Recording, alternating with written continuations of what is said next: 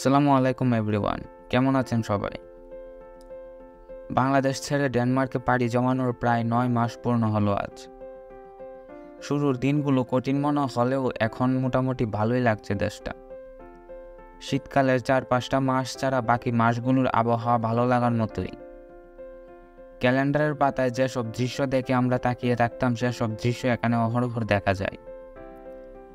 শীতকালের তুষারপাত অনেকের ভালো লাগলেও এটা শুধুমাত্র বাসার ভিতর থেকেই দেখতে ভালো লাগে।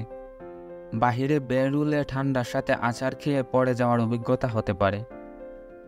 এই দেশে জলাশয়, পুকুর, খাল বিলের সংখ্যা কম। গরু বাছুর ইত্যাদি রাস্তাঘাটে দেখা যায় না। পুকুরে গোসল করাটা স্বপ্নের মতো হয়ে গেছে। সুইমিং পুলের সাথে পুকুরের তুলনা হয় না। গত 9 মাসে 1 সেকেন্ডের জন্য কারেন্ট যায়নি। রাস্তাঘাট পরিষ্কার, হাজার হাজার গাড়ি, কিন্তু হর্নের আওয়াজ নেই। যানজট লাগলে তা ক্ষণস্থায়ী। সেকেন্ড হ্যান্ড গাড়ির দাম আমাদের দেশের তুলনায় অকল্পনীয় কম। মার্সিডিজ, বিএমডাব্লিউ, রেঞ্জ রোভারের মতো দামি ব্র্যান্ডের সেকেন্ড হ্যান্ড গাড়িগুলো এখানে জনসাধারণের হাতের নাগালের মধ্যে। এখানে পাবলিক ট্রাম, বাস, ট্রেন সব কিছুই আছে। এখানে কিছু কিছু পেশা ছাড়া প্রায় সবার বেতনই সমান। আমাদের দেশে যেসব পেশা হিসাবে ধরা হয় না বা অবহেলার চোখে দেখা হয়, সেসব পেশা বা কাজে এখানের বেতন বেশি। এখানে একজন ডাক্তার যেমন দিন শেষে কেএফসিতে খেতে যায়, তেমনি একজন নাপিত বা সুইপারও খেতে যায়। বরং তাদের ড্রেস আপ এবং গাড়ি আরও বেশি পরিপাটি বলে আমার কাছে মনে হয়েছে। বাচ্চাদের জন্য পাবলিক ট্রান্সপোর্ট, স্কুল ও চিকিৎসা সম্পূর্ণ ফ্রি। এরা বাচ্চাদের রোগবালায় এত বেশি খেয়াল রাখে যে মাঝে মধ্যে আপনার বাচ্চা নাকি তাদের নিজের, সেটা নিয়ে আপনাকে উদাসীন মনে ভাবতে বসতে হতে পারে। বাচ্চারা একবার স্কুলে যাওয়া শুরু করলে তারা আর স্কুল মিস দিতে চায় না। স্কুলের পড়ার সিস্টেম এমনভাবে করেছে, বাচ্চারা বাসার চাইতে স্কুলে থাকতে বেশি পছন্দ করে। পাবলিক লাইব্রেরিতে সবার জন্য, বিশেষ করে বাচ্চাদের জন্য হাজার হাজার বই, কম্পিউটার, খেলনা ফ্রি। প্রতিটা আবাসিক এলাকায় একটি করে পার্ক থাকবে।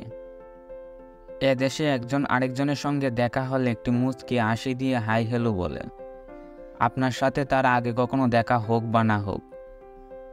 মানুষ হিসাবে আপনি আপনার প্রাপ্য সম্মানটি পাবেন এখানে। এখানে আইন কানুন এমনভাবে করা আছে, ওরা মিথ্যা বলা, মুনাফিকি, মানুষ ঠকানোর মতন কাজ করে না বললেই চলে। যে কোনো হালাল খাবার আপনি নিশ্চিন্তে খেতে পারবেন। খাদ্যে ভেজাল, চিকিৎসায় ভেজাল, মেডিসিনে ভেজাল ইত্যাদি এদেশে কেউ কল্পনা করতে পারে না। এসব করা যায় কোনো কোনো দেশে বা করা হয় শুনলে তারা খুবই অবাক হয়। পুরো দেশটা জনগণের কথা চিন্তা করে সাজানো গোছানো। এরা ছোটোখাটো বিষয়ে এত গুরুত্ব দিয়ে দেখে যেটা আমাদের দেশে কল্পনার বাইরে। সিঁড়ি থাকলে হুইল চেয়ার চলাচলের রাস্তা থাকবে। উঁচু জায়গায় উঠতে গেলে হাতলের ব্যবস্থা থাকবে। বাসে প্রতিবন্ধীদের সিট আলাদা, বাচ্চাদের স্টলার রাখার জন্য বাসের মধ্যে জায়গা থাকে। কেউ হুইল চেয়ার বা বাচ্চার স্টলার নিয়ে বাসে উঠতে কষ্ট হলে প্রয়োজনে বাসের হাইট ডাউন করে ড্রাইভার নিজে নেমে আসে এবং উঠতে সাহায্য করে। ফুটপাতগুলো প্রশস্ত। রাস্তা পারাপারের জেব্রা ক্রসিং মানে আপনি বাদশা, হাজার হাজার গাড়ি আপনার জন্য থেমে যাবে। ডাক্তাররা খুবই অমায়িক। ডাক্তার একটু দেরি করে আসলে আপনাকে সরি বলবে। যাই হোক, এই দেশের সবচেয়ে বড় অসুবিধা হলো সময়ের অভাব। এজন্যই মনে হয় ওদের মোবাইল সিম প্যাকেজগুলোতে আনলিমিটেড মিনিট এবং ট্যাক্স দেওয়া হয়। আমাদের দেশে এরকম সুবিধা দিলে জনগণ কথা বলতে বলতে কোম্পানিকে ধসিয়ে দিতেন। সপ্তাহে 5 দিন কাজ আর বাকি 2 দিন ছুটি। তবে আপনি চাইলে বাকি 2 দিনও কাজ করতে পারবেন, কিন্তু 1 মাসে 190 ঘন্টার বেশি কাজ করতে পারবেন না। এখানে ইমান আমল ঠিক রাখা একটু কঠিন।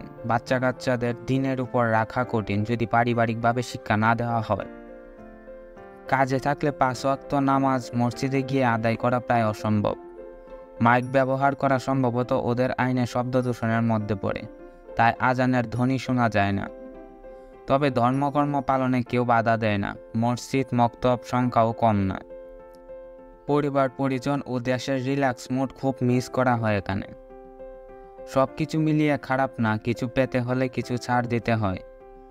আল্লাহ পাক সবাইকে ভালো রাখুক, সুস্থ রাখুক। ভালো থাকুক আমার প্রিয় দেশ। আপনাদের সঙ্গে দেখা হবে আবার। ততক্ষণ পর্যন্ত ভালো থাকুন, সুস্থ থাকুন। আল্লাহ হাফেজ।